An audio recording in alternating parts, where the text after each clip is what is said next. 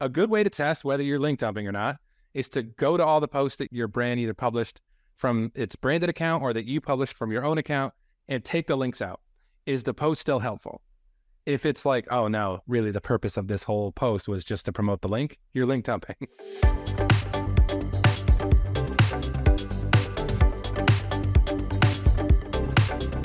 You're listening to the Content 10x podcast, where it's all about content repurposing. I'm Amy Woods, and I'm here to help you maximize your content and find smart ways to get your message in front of more of the right people, whilst also saving time.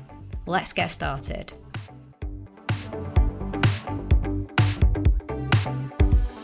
Hello and welcome to the Content 10x podcast. I'm your host, Amy Woods, and in this episode I have the absolute pleasure of talking to John Bonini, who is a very well-known and highly regarded person in the world of B2B marketing, specifically in the SaaS space. Now, up to August 23, John was the head of marketing at Databox, but he's now struck out on his own, and he is a consultant helping B2B SaaS companies establish and grow their content brand. He's the founder of Some Good Content, where alongside his consulting and coaching, he has an amazing community of content marketers and a fantastic newsletter that I highly recommend. In this episode, we talk about the concept of a content brand, which is a term that John coined, and we talk about what it means and how to become a content brand. We also talk about creating and, of course, repurposing content and why it's so important for your content strategy. We also look at how to determine what the best anchor medium is for you and your team. And we talk about link dumping, which is a term I really love, and lots more. It really is a fantastic conversation. There's so many brilliant practical takeaways for B2B marketers. So let's dive in. John, welcome to the Content 10x podcast. Thank you for having me. I love the name, so pleasure to be here. The pleasure's all mine. I'm so excited to record this episode with you, John. I want to say thank you first for sharing such good content, because I'm a fan of your content on LinkedIn. I'm a fan of your newsletter. I am so looking forward to this. I think we're so aligned in terms of how we think businesses should approach content marketing, and specifically from the point of view of focusing on core pillar anchor content, harvesting of that content, the people first approach and doing it the right way, like harvesting through unique angles, opening discussions, things like that. And just around where you focus your time and effort. It's something that I've spoken about a lot on this podcast. It's all about kind of maximizing content, maximizing effort. So it's really music to my ears when I read all of your messaging, because I kind of just wish that everyone that we would like to work with would just subscribe to your content and your messaging. It would be an easy. Feel free to send a referral link. Yeah, I absolutely will. I will. So there's loads to talk about today, but firstly, I wanted to discuss the concept of a content brand. I know this is a term that you coined, and I'm really, really interested in discussing that a little bit further. I saw that you say that there are brands that publish content, and then there are content brands that create content that's so good and so helpful that the content stands on its own as a brand, one that builds loyal followers and raving fans. Such, a great concept, such a great point. But could you just explain a little bit more about this, about content brand status? Every now and then you write something and then you hear someone else read it back and you're like, that was pretty good. Like that, I wrote that. That was pretty good. Yeah, it's funny. Like when I started the newsletter, the Good Content newsletter, a year ago, actually, I think it was October, it was a year, that gave me this daily, weekly habit of exploring some of my own interests regarding content, the things that I wondered about. And what that led to was me examining my own behavior and how I interact with brands and who I have bought from in the past and who I buy from now. And I just feel like it was this perfect storm. We're at this crossroads with AI. Even before that, there was less clicks being sent by Google because of, featured snippets and things like that. So organic clicks coming from Google's been on the decline, then AI, and people are concerned about that. And I was just like, forget all that. And really, I think the thing that popped into my head that kind of sparked this exploration into this idea was that the people who optimize for algorithms aren't the ones who win anyway. It's like long term. I've never actually shared that because I think that there's probably a lot of, you can go back at that. I don't know how defensible that is. But the idea of content brands came from this idea that a lot of the brands I eventually bought from, I had been recommending for years before I was a customer. And it was like, why was that happening? Like, how does that happen? And, I just, again, examined my own behavior. Brands like Wistia, I had loved Wistia and shared their content, referred them to others years before I was working for a company that was in a position to buy video hosting software. And it kind of just led to this exploration into like, there's so many brands that just publish content, and they're publishing keyword-driven content, and they're just trying to check off boxes, publish a podcast, because that's what they're supposed to do, publish blog content because they want to rank. Maybe they got some videos because they're trying to get some organic from YouTube. But then there's the content brands that almost treat content as a separate product, and they invest in it the way that you would a product, right? Any software company, before they sort of develop a product, there's research involved, whether that's with their customers or just the broader market. They resource it, they staff it, right? So they can develop the product and not have to pull from other teams, or not pull from other teams and have it take 10 times longer. And so this idea of companies like, and the other thing that I loved about it is you don't have to be a big company to be a content brand, right? You don't necessarily need a massive team, because like, look at Wistia compared to like a Salesforce, right? They're much, much smaller in both team size and revenue, but still their approach to content is such that they're a content brand. And yeah, it's kind of just led to this really fun exploration. I remember when I first published the newsletter, probably around this time last year, that even to this day, it's been the most engaged with piece of content that I've written for the newsletter. And that's when I kind of felt like I was onto something, and have kind of just continued to explore that idea, and have now built a business around helping brands sort of adapt to becoming a content brand, because these days, a lot of the folks that I talk to are either concerned on the trends that they're seeing in their own organic traffic and SEO, or they're concerned about where things are headed based on AI and how easy it is now for anybody to create the next how-to listicle. And so I have a lot of people that come to me being like, we know that we need something else. We need people to find us in other ways, and we need a brand. I had somebody tell me, like, when people ask for referrals to software like ours on LinkedIn, nobody ever mentions us. And it's not because this company was small. It's just because all they've invested in is educational SEO content, and they've never built up anything for people to latch onto and be a follower of, to recommend or refer in the first place. So yeah, it's been this really kind of fun and just substantial journey of exploring what it is and how brands approach it. And the fun part is people don't know they're doing it. It's just sort of inherent to who they are. So it's what I've been doing is sort of trying to uncover, like, what are the things, what are the characteristics of a content brand, what are they doing, and how can other brands sort of mirror that and put forth a strategy that helps them achieve something similar. So yeah, it's been really fun, and I've just been really happy the way that it's caught on. And the really fun moments for me have been when people can, potential consulting clients come to me and they fill out their form to book a discovery call, and they're mentioning content brand in the language, and I'm like, this is great. And so yeah, it's been fun, and I just feel like it's kind of taken off recently. I think a key reason that people resonate so much with what you're saying, because I think everybody can probably think of that, like you said, that tool or that software or just that brand that they recommend, that it's more sometimes an aspirational recommendation as well. Like, you love the content and you're convinced that they're worthy of your recommendation, but it's more maybe a one-day thing for you, but you're confident enough before any sales or purchase to say that you would recommend them. And I can think of, a client that we've worked with, Metadata SaaS platform, their content is excellent. And I know that people are out there recommending Metadata left, right, and centre that haven't actually used them yet. The price point is, there's some enterprise level price points there. But people aspirationally kind of recommend, if I had the budget for Metadata, I'd be using Metadata. Where you say that basically a content brand, so it's an organisation that doesn't have to earn awareness because its audience is always paying attention.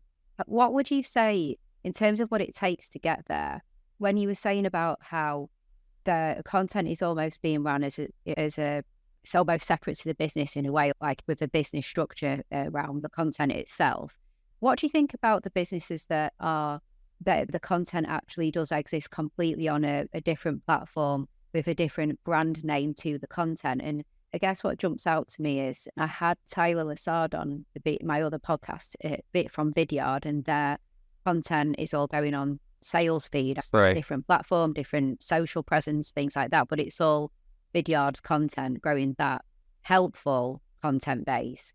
What do you think about that? So like actually two separate entities with a different brand name for the content.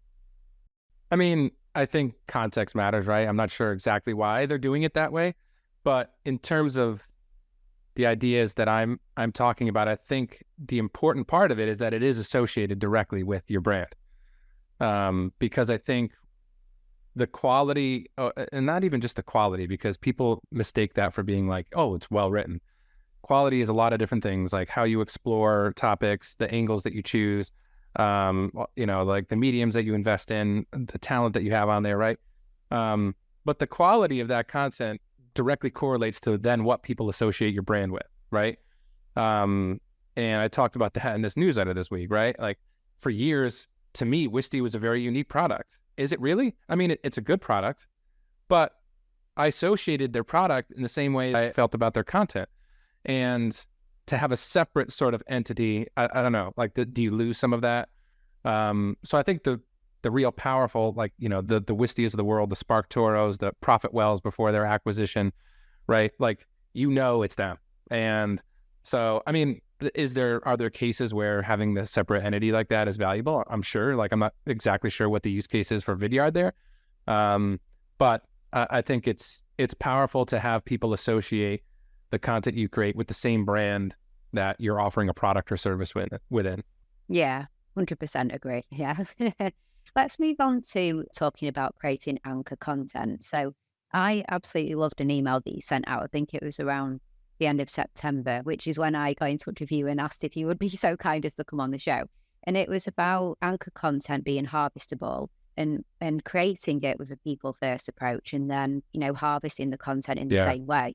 You talked about creating content with others rather than for others. And I just wanted to know if you could share, I guess, your experiences of the with others approach and, ways that you've done that in the past that have worked. Yeah. So there's several pieces to that. So first, like just the idea of the anchor, I think most companies right now are investing in several different mediums, blog, maybe a podcast, maybe YouTube, then there's social, and they have separate editorials across all of them. And so what ends up happening is either they don't see the return in all those mediums, and because they're not able to keep up with it, right? Or they just completely abandon one of those mediums or more. They stop podcasting, they stop, right? Because it's just hard to have that many plates in the air at the same time. The idea of an anchor medium is one medium that sort of feeds all the rest. And so for some brands, it might be a podcast. Some brands, it might be research. For others, maybe it is their blog or video, etc. And you basically start there, and your focus is on like, all right, what angles are we taking there? What are the subjects that we're going to tackle? What are the guests that we're going to interview? And then from there, like that one piece of content then becomes 2 or 3 blog posts. It becomes a podcast episode. It becomes a series of videos on your YouTube. It becomes 6 to 12 posts that you publish on social over the course of 3 months. Right. And so you have like one editorial rather than 4. And one of the most powerful ways to sort of like augment that kind of strategy is to interview others or create content with others. I think especially right now, I think 2 things are happening. AI is making it much easier to create generic how-to content. But then the second thing is I don't think that content is performing as well as it used to, because just people don't trust it as much, right? Like, me personally, when I search for stuff now, I'll be like best, what's something recently? Like, I don't know, like best backpack, and then I'll append Reddit after it. Like, I don't want to see the brand crap. I just want to hear other people that are talking about backpacks. Like, let me skip all the branded crap because I know it's not going to be legit. It's all keyword optimized. They're not actually going to give me what I need to know. So I think people don't trust. People have a trust issue with branded content, and AI is not going to help. And so one way to sort of circumvent that is to make the content less about, I'm going to educate you, and more about, I'm going to talk to others I'm going to share the insights that I learned with you. I'm not saying I have all the answers. This isn't single point of view, but I'm going to go out there and find answers from others. And I just think it's a more trustworthy way to publish content. And we did this at Databox for years. They're still doing it. And we started publishing in earnest in 2017. So well past, like, this was the time when people were like, it's much harder to start a blog now. It's way harder to rank. The MarTech space where we were is way too saturated. And so we were like, we're going to do it different. We're not going to do the how-to approach. We're going to sort of create these mini research reports, survey our audience, ask them the answers to the questions, and then we'll act as like reporters and write a story about what we learned. And that allowed us to take off organically, so, virally through social. And I just think it's a strategy that most people overlook. And some people are doing it, but not to its fullest extent. Like, they have a podcast, they have guests, but then they just publish the one episode and then that's it. You either listen to the episode and hear all the insights, or you never hear any of those insights anywhere else ever again. And so there has to be, like a podcast, I believe is like a really good anchor medium, because bang for your buck, you could have a 45-minute conversation and wind up with, blog content for weeks, social content for months. You can wind up with video content. And I'm not talking about just like repurposing the transcript. I mean, like, unique angles based on what was discussed in that podcast. So I think a podcast is a really good example of a potential anchor medium. And just because you're talking with others, you're interviewing others, you're creating content with others. And there's an element there where you can reach out to members of your target audience, have them on your show, or survey them for a research report. And that's what I mean by creating content with your audience, not just for them. It's a warmer introduction to your brand rather than like, hey, check this out, click this, buy this. It's instead like, hey, Amy, creating this survey, I want to feature people like you and your insights. Would love to have you participate. Especially in the MarTech space, people, love to sort of share their insights. And so it's a vastly overlooked strategy that I think you're starting to see more people come around to. But yeah, it's part of kind of like what I'm trying to raise awareness on and educate people about. Yeah, absolutely love that. And I think in what you said, a few things to unpack, but you mentioned about podcasts being a really great sort of sitting at the top of the content pyramid, the anchor content, because there's so many dimensions to a podcast and so much you can do with, especially a video podcast. If people are willing to do it on video, as we are today, you get so much content from that. And right. I know I've seen you mention on the social or your newsletter about a report that you've been putting together around podcasts, and something that you mentioned was that you were finding that there was around 4 hours going into creating episodes, but then a week or so working on the repurposing and harvesting of content from that, which I thought was a real move towards people starting to get this and understand this more. I don't feel, having running a repurposing agency for 6 years now and really evangelizing this approach as much as I can for so long, I don't think that number would have been that high a year ago or a few years ago. So although there's room for improvement there, 100%, I felt like that sounded like a healthy 4 weeks create, 1 week repurpose. Although, was that actually it? Was it 4 hours to create the content and then spending another week or so on the actual repurposing, creating new angles, creating new content? Yeah. Or have I got that statistic wrong? So it was actually the promotional window was only 1 week. Oh, right. So, that's not so good. Yeah. So like, no. sort of like what, so, when I built that survey, I have my own thesis around what brands are doing, and I'm trying to either prove or disprove that. And one of the things is that brands spend so much time creating content, whether it's podcast or other mediums, and then they share the link, they link dump it, and that's it. And so that question was meant to get at like, all right, how long do you spend creating your podcast? And I think the large percentage, it was like, 3 to 6 hours. And then there was even a percentage that was over 6 hours per episode. And then what's the promotional window? How long do you spend promoting the episode? And it was 1 week. And so that was like, okay, they're just promoting the episode. They're saying, hey, I have this new podcast episode with Amy. Here it is, check it out. And then they move on to the next one. And, I shared that data point on LinkedIn, and a lot of people said like, yeah, we know this is an issue, but we're on to the next piece and we need to publish the next thing. And it's like that we're just focused on the wrong things. And one podcast episode can have 2 to 3 unique blog posts exploring an insight that was shared. It could have 6 to 12 LinkedIn threads that you schedule out over the course of a quarter. It could have, there's so much potential for different angles that you could take. And from that one podcast episode, you could have content for several months. And so it's just a massively missed opportunity, especially given how much time people are spending to even produce that content. And it's not just podcasts. It's happening with research reports, ebooks, blog posts. It's happening all over the place. But that report is specific to podcasts. And so, yeah, it was something I had a feeling that was what I was going to uncover. And yeah, it unfortunately was validated. That's like you said, that's not good. And I think it's what you said in terms of that approach of the content then therefore coming from the episodes being promotional content related to the episode, link dumping, as you said, which I love that term, rather than, as you said, finding the angles, finding the discussion points, finding the all the evergreen, content that can come out for weeks, months, or longer from those episodes. It's just a promotional link dumping exercise, isn't it? Which is such a shame because that is time that's gone into it. And as you said, podcasts are quite bad for that. But, we see it all the time with things similar to podcasts, but webinar series or virtual events. I mean, there's the amount of time that organizations can put into putting on something like a virtual event to then have 12 or so awesome interviews, panel discussions, things like that just maybe go into a virtual ticket or something like that, or provided as free content thereafter. But it's like you've got a year's worth of content there of different articles, threads.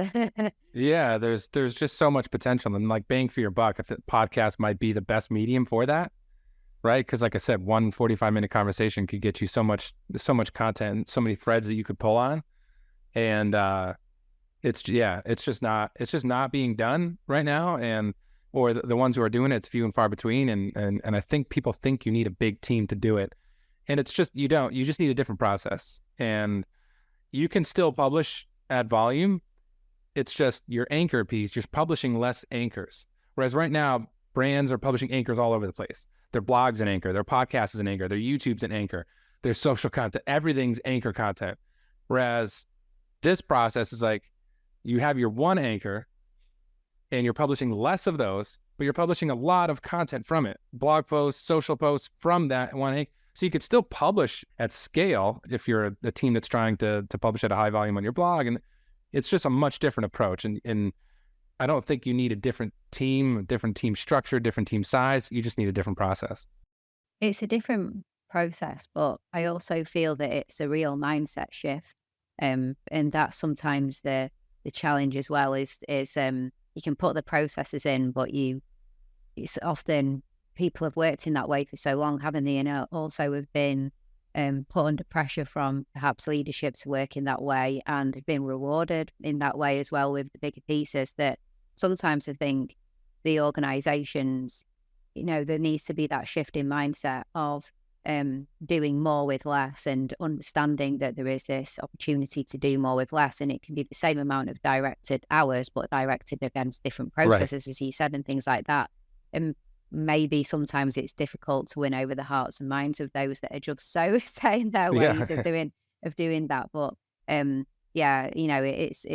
is the way forward, and it is the best approach for these organizations to follow for sure. Just so much more efficient and so much more likely to gain a stronger ROI. When I hear stuff like that too, sorry to cut you off, but when I hear stuff like that about like teams saying like, oh, well, they're celebrated for that, or it's just marketers not knowing how to do their job of managing up and selling different executives. Oftentimes they don't know the ins and outs of content. It's not their job to, but they see what is common and sort of commonplace in the industry, and it's up to you as the marketer to sort of sell them on different ways of doing things.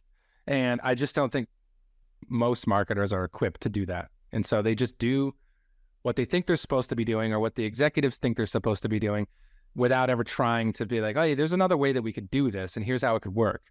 And I think that, I don't know, people would find that, not everybody, but I think many execs and executive teams would be open to new ways of doing things if there was sound reasoning behind it. Exactly. I completely agree. Hey, just a little break from this podcast episode to ask you a question. Would you like one single place that you can go to that provides you with everything you need to be able to implement the best practices in content repurposing for your video content, your podcast episodes, and your social media content today?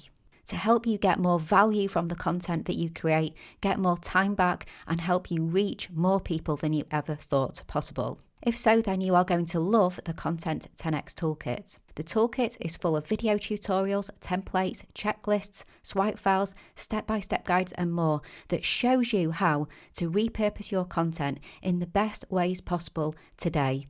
No more Googling, no more figuring it out yourself. We provide you with everything that you need to become a content repurposing pro. If this sounds like something that would interest you, then go check out the Content 10x Toolkit at content10x.com/toolkit.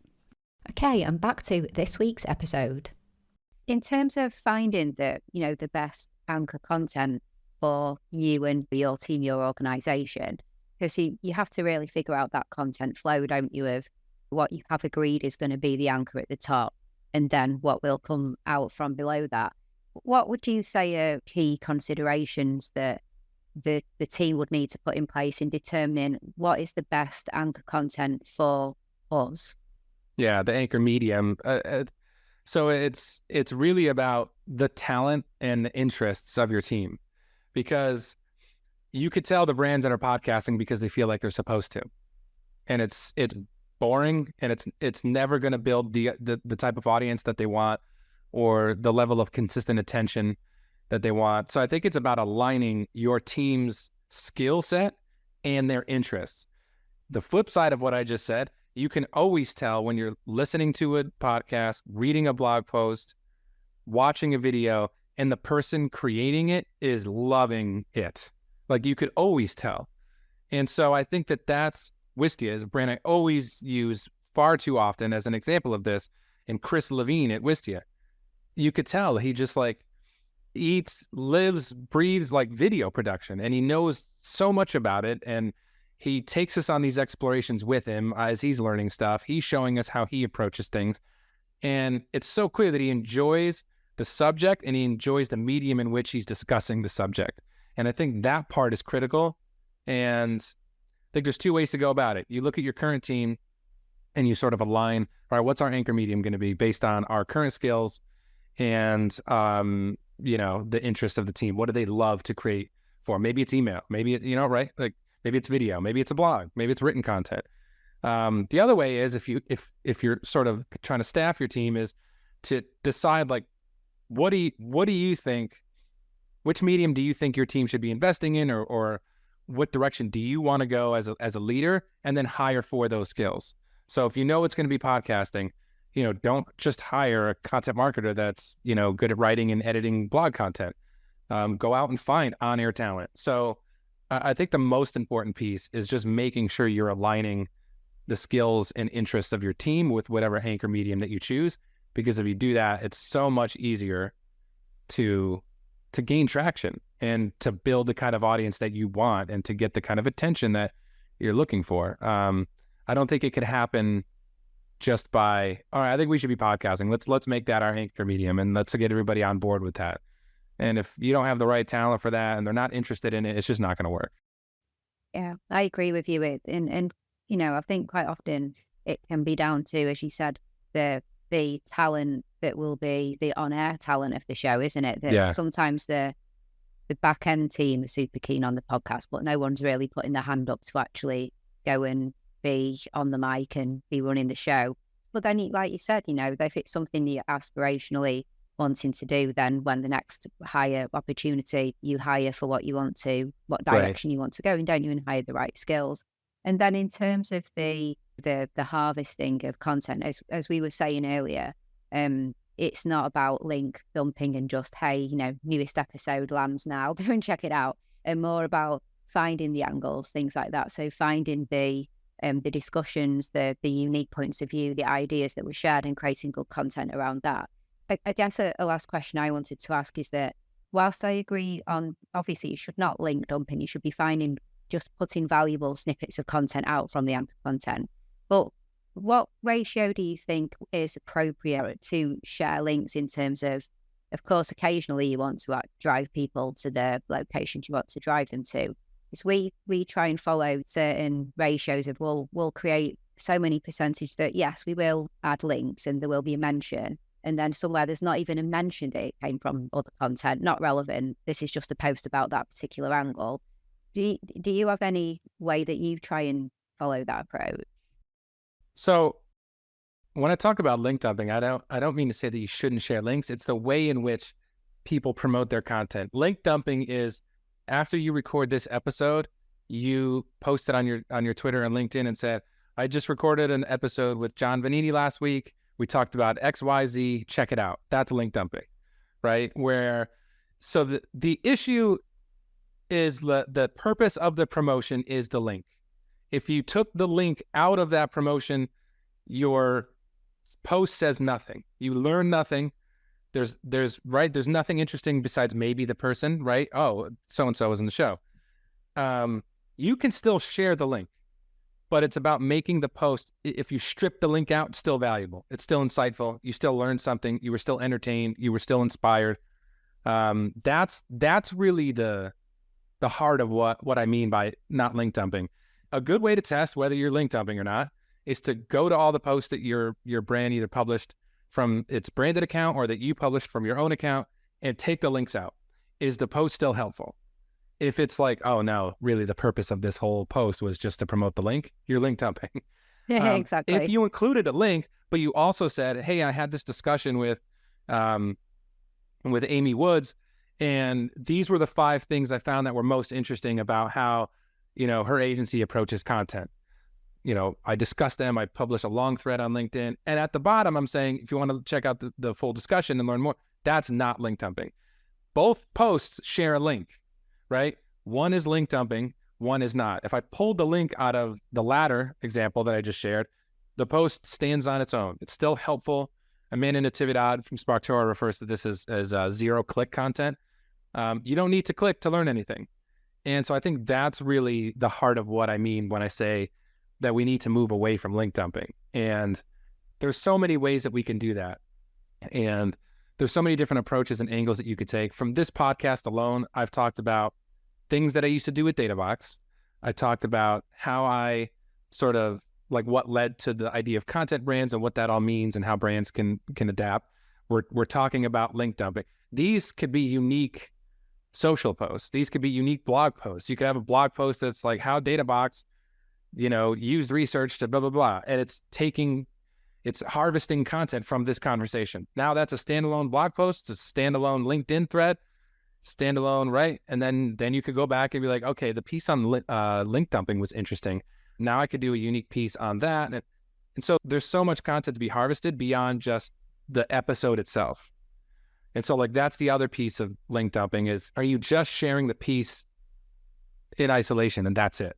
Or are you taking specific insights from it and sharing those individually and saying like, okay, this is part of a broader discussion. If you want to see everything that we talked about, go check out that. Again, that's not link dumping. So I think what's just important to remember and what's a good rule of thumb is if you pulled out the link, is your LinkedIn thread, Twitter post, blog, is it still your email? This happens all the time in email. We talked about this week. Check it out. Most marketing branded newsletters are link dumps, literally. Like they're sharing all the stuff they published that week and just link dumping.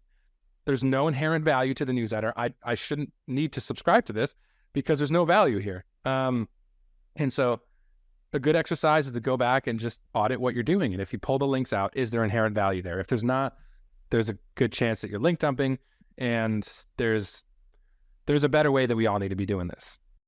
Agreed. And actually, it's funny you mentioned Amanda Natividad because I had her on the podcast a little while ago. It was probably about a year ago now.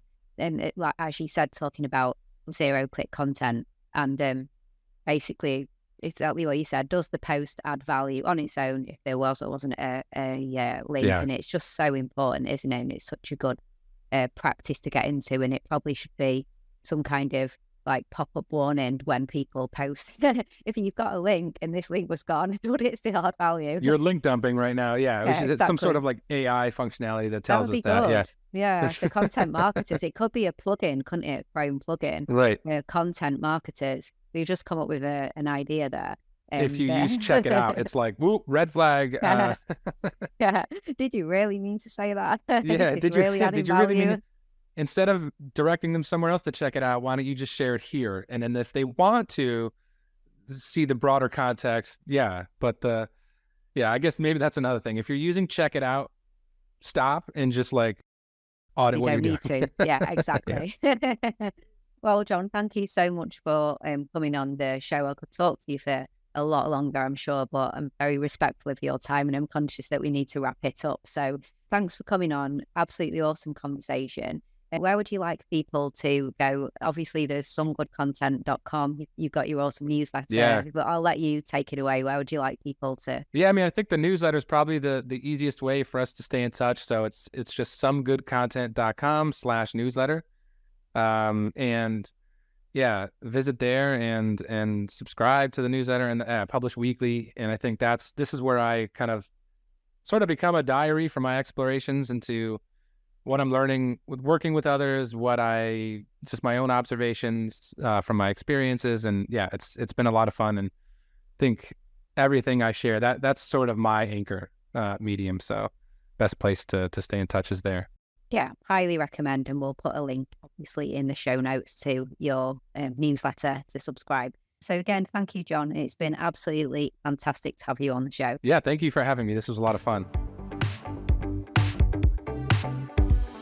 Okay, so I hope you enjoyed that discussion and thank you so much for tuning in. If you enjoy the Content 10X podcast, then why not hit that subscribe button on your podcast listening app of choice so that you can get updated when new episodes are released. And I'd really, really appreciate it if you could leave a review as well. That really makes a difference for the podcast. Also, please do get a copy of my book, Content 10X, More Content, Less Time, Maximum Results. It is the ultimate guide to repurposing every type of content, and it's available on Amazon in Kindle and paperback, and also in audiobook as well. And you can head to content10x.com/book to find all the other places that you can get a copy of my book. And if you would like us to do your content repurposing for you, then we offer a fully end-to-end done for you content repurposing service. This is for podcasters and video content creators. We have our podcast 10x, video 10x, and also our specific LinkedIn 10x service, helping you to become the leading authority in your industry on LinkedIn. You can find out so much more about our services on our website. And also, please do give me a follow on the social media platforms. I share lots and lots of tips and advice on social media about content repurposing. I'm at Content 10x on Instagram, Facebook, Twitter. And if you try content10x.com/LinkedIn, you'll find my LinkedIn profile over there as well. All that's left to say is thank you so much for listening to this week's episode, and I'll catch you in the next one.